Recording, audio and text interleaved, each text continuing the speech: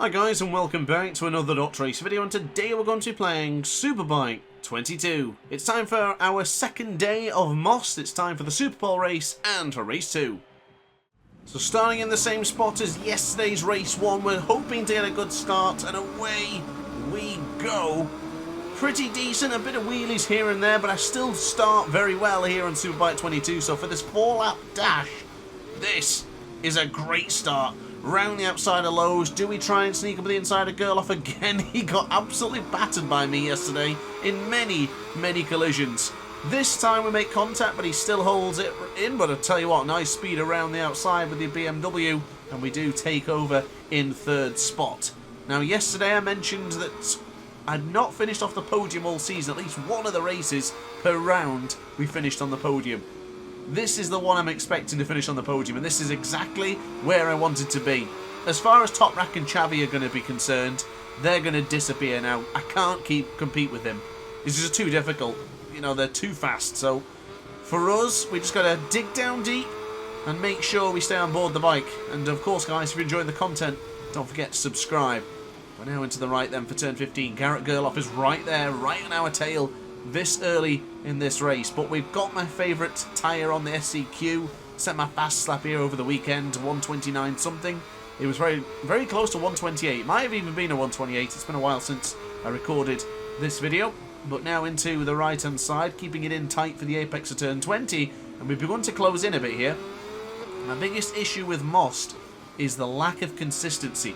I can put good laps together here, but I can't do it on a consistent basis. I'm a bit of a one-hit wonder here around Most. It's a very difficult circuit. It's a fantastic track, but it's just not one of the best ones I'm that good at. So, unfortunately, that is the reality that we've got right now. But we have closed in a lot on both Xavi and Toprak, which is fantastic.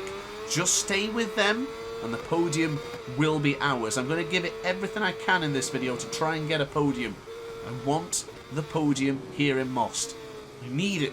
I want to keep that record going, especially now since I've mentioned it twice. This is like major pressure going in to the 10th corner here. So Garrett Gerloff 0.3 of a second behind. He's got a couple of Kawasaki's behind him and a Honda. We're seeing a lot of green at the back there from Alex Lowe's and Jonathan Ray, with Luca Mayas also in 8th spot.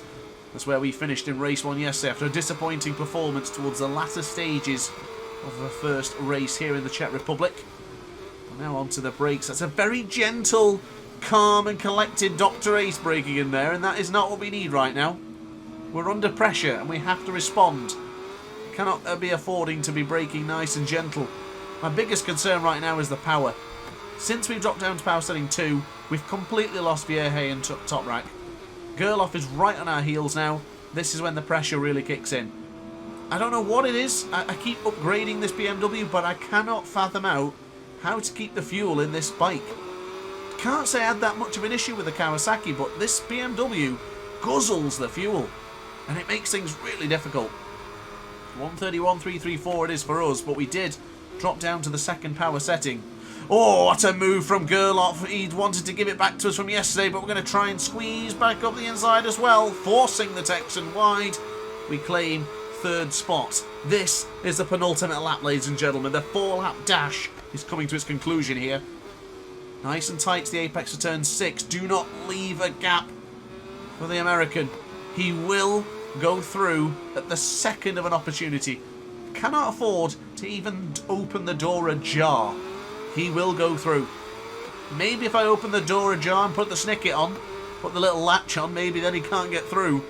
But I know he's going to be putting the pressure on now for the next 2 laps. I'm saving the fuel here. If I just want +1, and I'll have enough for the straight to have plus power setting 3. Oh, hot shot. Didn't take a breath. Gerloff has gone through my bogey corner, turn 15. And I can't get into power setting 3 yet. I cannot position my fingers close enough to get to the third option, but we've done it! Back up the inside. Beautifully done. The subscribe button came up there to match my excitement, didn't it? Beautiful, that. But now into the right-hand side. This is where it matters the most. Matters the most. Excuse that was a terrible pun. But anyway, to the right-hand side. Bring on the power. Chuck on power setting 3. Oh, the fuel is dropping so quickly here. Alright, back to power setting 2 then. The problem is as well, with this track being such a windy and twisty circuit, it's difficult to get back into power setting 3 because I have to remove my thumb away from the left analog stick to push it onto the D-pad to increase the electronics. So it is difficult, it's a challenge here in the circuit of Most. But for now, this is the final lap here in the Czech Republic, and we have it. What a move from Gerloff if that sticks. He's going to go for it. There's the door. I mentioned it was open, and Gerloff has denied us. Retaliation from the American. We've run it deep into turn 10. Oh, Jonathan! Alex! Shireen! No! Is that Luca Myers? No! My podium efforts has gone. Oh, I cannot believe it. What a move from Garrett Gerloff. He has completely outsmarted me here today. I guess that's why he's in World Superbike, and I guess that's... Oh, goodness me, we're wide again into turn 15. Now, Luca Myers pinches it off. Ah, this has gone heck to a handbasket, ladies and gentlemen. Oh, Luca Myers touches the apex, gives us 4th spot back. You know, on the grand scheme of things, 4th place, yeah, it's great, not bad. We're ahead of Alvaro Bautista in the championship standings, and we're ahead in the round standings, but it's not my podium. That's what I wanted. I wanted the podium, and unfortunately it's not going to come. That's a disappointment. I'm really disappointed with that, but what a move from Gerloff. I can't be mad at that. Fair play, Gerloff. Not bad from 10th spot on the grid. So at the end of this Super Bowl race, Top Rack gets the double. So far for Top Rack, he's on for the triple of the weekend and taking maximum points if he gets the win in the next race coming up any moment now. Xavier is second and Gerloff finishes in third. Right then, guys, race 2 is upon us here in Most. We'll start from 4th place on the grid, but I have something very important to bring up, and this is affecting my entire channel now due to this race right here. This race was the first time I had to change from my PS4 controller to a different PS4 controller. I always use a white DualShock 4, and unfortunately, in the race between what we just finished then and now to this one, it is just not functioning properly. It's just very unresponsive and it's not working well. So I've put it on charge and I'm hoping to open it up and have a look later. So what I have done is I've swapped over to a red PS4 DualShock 4 controller. It should be exactly the same. It is not. For some reason, the right trigger has more of a dead zone than my white controller. And as you can see in some of the moments we're going to bring on the acceleration, there's a small delay in my movement. It's very hard to pick up on it, it's more of the sense of feeling, but some of the corners, I'll be coming out and I'll be turning in too much to the apex. It's very hard to describe, but we had it a moment ago coming out to turn 10. I also don't feel very confident with the front brake in this controller. This is a very old version 1 DualShock 4, so I think it's just way past its age now and it probably is fit for the bin. But unfortunately, yeah, this is going to be a very difficult race for me. The aspirations I had were to start well, get to the front like we did, and then unfortunately I just couldn't stop the bike. I don't have any confidence now with this controller. I know if I gave it a bit more time and probably tweaked the trigger, I might be able to reduce the dead zone, but for some reason there's just a very large dead zone on the acceleration. And I am so in tune with the white PS4 controller that I only use that controller now for racing. If it's racing online, anywhere like that, only use that controller. But if you've been watching recent videos, you'll notice I have been swapping over to a PS5 controller.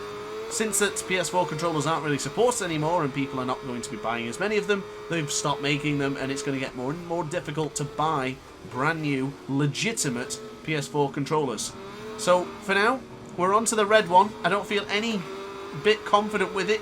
I'm going to try and brake here into turn 10, and I think this is going to be a prime example of how late we bring on the acceleration. Look how slow we are getting out the corner. I'm already turning in as if the acceleration is working, but it's not. There is a dead zone with this controller. It's like completely swapping to something different. And I hate it. I absolutely hate this controller right now. It's making life very difficult. So if we can somehow conjure up a podium in this race, I will be thrilled. I will be over the moon. Because we are riding with a massive, massive hindrance. This is a bigger disadvantage for me. It really is. I cannot describe to you how sensitive I am when it comes to the controllers. If anything's changed, I know about it. If something doesn't feel good, I know it's not working well. And this is a prime example. This is an old controller that I'm having to use today. The only one that was really charged, to be honest with you. That's just my fault. desperate to get this video done because it's been a while since I've done Superbike 22, and really, I owe it to you guys to make sure the content's done. So yeah, having to fight through with the old PS4 controller. Bear in mind, there's no excuses. Well, I guess it is an excuse, but yeah, you get my point. I've just not been very well with this controller. But as I say, the next couple of races, we could be looking at the PS5 controller, and the great opportunity there is we've got the test coming up in Catalonia, so that should be very fun to see what we can do with the the DualSense controller, of course. So here comes Happy Siren, putting on the pressure on us as we go into turn 10. Oh, look at that confidence in there. Now do we get the acceleration? A bit better, a little bit better, pushing harder on the controller, but it's not something I'm going to adjust to straight away. That's wide, that's really wide, trying to straighten the bike up. We're going to get knocked here if we're not careful. We go into turn 13. Siren's giving us a bit of trouble, but good strong acceleration and firm on the brakes. Oh, look at us sliding the rear into 15.